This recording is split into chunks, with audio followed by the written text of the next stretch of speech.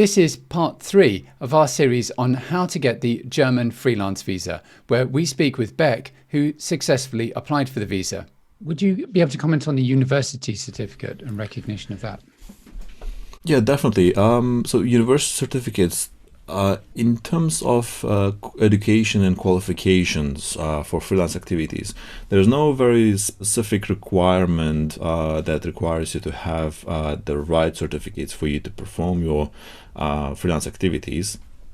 That being said, you should also show that you have experience in the industry, that you say that you will be performing freelance activities. So for example, for me, I do not have a coder or web developer qualification. My first degree is in marketing and second degree is business management.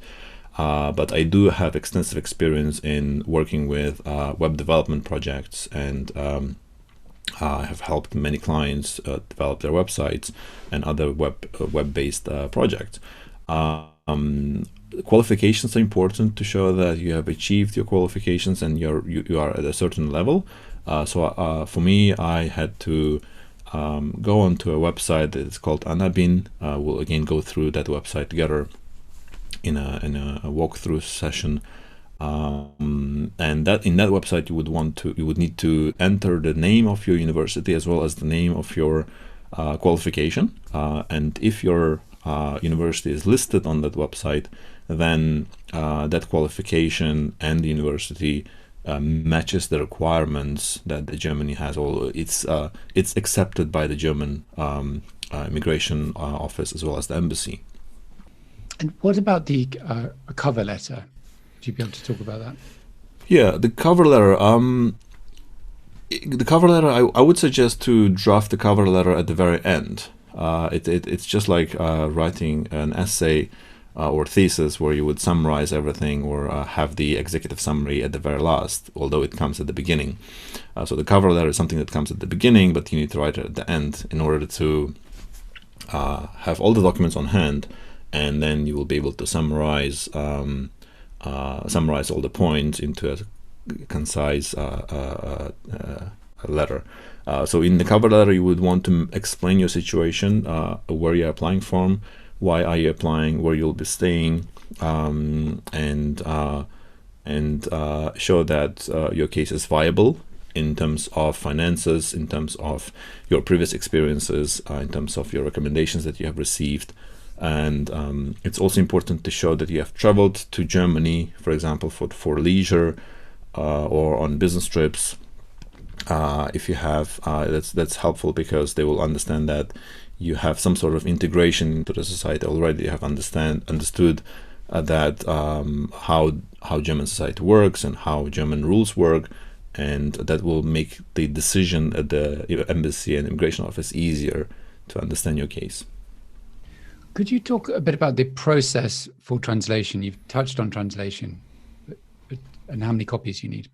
Mm-hmm. In terms of documentation, it is a requirement that all the documents that you submit to German embassy and the immigration office need to be in German, because the working language in the government is German. So even if you draft letters and get them signed in English, they still need to be translated into German. For originals, the originals of the documents, such as your college certificates, university certificates, if you're getting a insurance in English and they don't provide German version of it, or if you are getting contracts in English, then they need to be officially translated into German, and that means professionally translating them into German, as well as making sure that the notary authorizes them with their stamp and signature. So usually those two services are combined. Notaries do have their own translators, and they can translate the documents for you and authorize them within the same office, so you don't have to do two things separately. It's important to have 2 or 3 copies of each original document and translations of those, because there are 2 stages for this process. The first stage is the embassy application, And the second stage is, once you get the approval from the embassy, the second stage is to come over to Germany and make an application further to the long-term visa. And you will again need the translations of those documents and notary authorizations of those documents twice. So it's good to keep 2 or 3 copies of those. So one of the most important documents or set of documents is profit and loss statement and the financial plan. Could we take them in turn? So the first thing is they're 2 separate documents, right?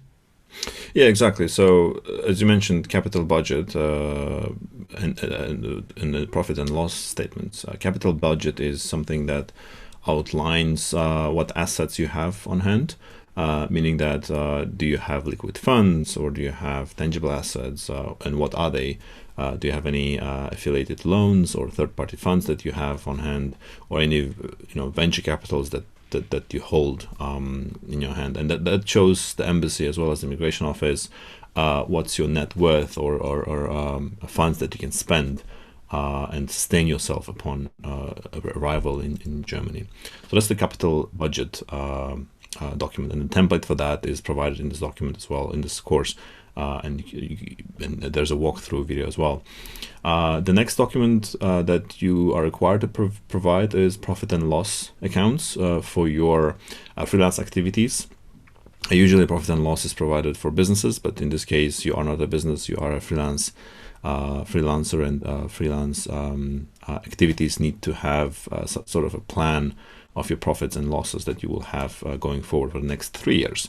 It's important to provide that for 3 years, because the maximum visa that you'll be receiving is 3 years for the first time, and that profit and loss account document will have your salary, your turnover for your freelance activities.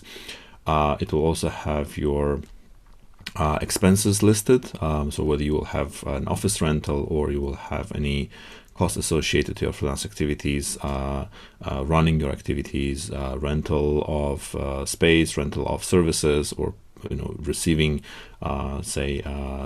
insurance for your business, for your freelance activities, or receiving any having any travel expenses related to your activities. And so all of those points will need to be listed in your profit and loss, and at the end of it you would need to have a very much positive profit in order to sustain yourself in Germany, and that shows the embassy as well as immigration office that your freelance activities or your plan in sustaining yourself in Germany is actually on paper, and it's a viable one.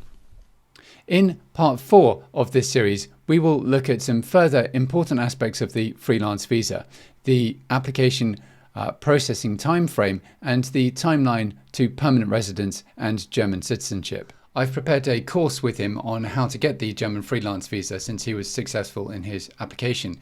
So check out our German freelance visa course on the link just below. It's a complete suite of example documents you need. Beck got the freelance visa as a web developer and specialist in digital marketing, but it'd be useful if you're doing that or any other freelance activity. There's a very wide range of things you can do on the freelance visa. This was an application from an embassy, and the course will be particularly useful if you're applying from outside of Germany. Included in the course are example letters of intent, the visa application form, example letters of recommendation for illustration purposes, example insurance forms, and examples of the other documents you need to apply. It contains easy walkthroughs, so a walkthrough of the online process for securing insurance, a walkthrough of the online process for getting your degree recognized for the freelance visa, and it helps you avoid some of the pitfalls. So in particular, you'll learn how Beck dealt with the tricky livelihood question in the visa application form, restrictions in relation to freelance activity and employment, so navigating that red line, the conventions you need to follow in relation to numeric figures for your income, and how to avoid difficulties with navigating the process for getting your degree recognized. I also have the details of the German lawyer and other German contacts I recommend. So in summary, this course is a very practical guide, useful to anyone applying for the German freelance visa, led by a successful applicant with a complete set of example documents. Check it out on the link just below. Bye for now.